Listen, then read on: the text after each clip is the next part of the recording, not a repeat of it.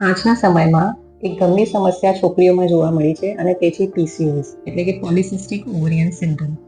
આ ફક્ત એક હોર્મોનલ કે મેડિકલ સમસ્યા નથી, but in reality it is deeply connected with the lifestyle choices your daughter makes every single day. આજે આપણે એવા સમયમાં જીવીએ છીએ કે જ્યાં ફ્રેન્ચ ફ્રાઈઝ, બર્ગર, પિઝા આ બધું જ જંક ફૂડ ઇઝીલી અવેલેબલ છે અને તે રોજની આદત બની ગઈ છે.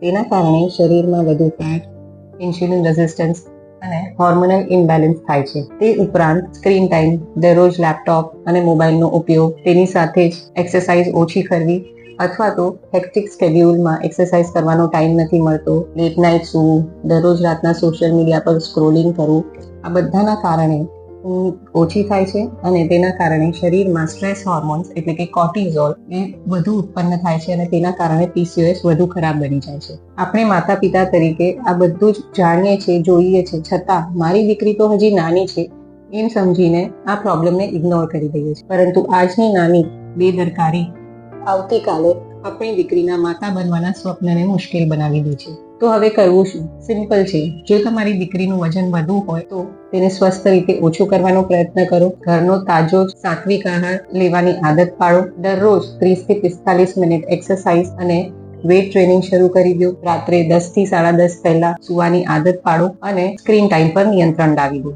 યાદ રાખજો, PCOS નો સાચો ઈલાજ દવાઓથી નહીં પરંતુ તેના રૂટ કોઝ એટલે કે લાઇફસ્ટાઇલ ચેન્જ કરવાથી જ શક્ય છે. આજે જ આપણી દીકરીના સ્વાસ્થ્ય માટે પગલું ભરો.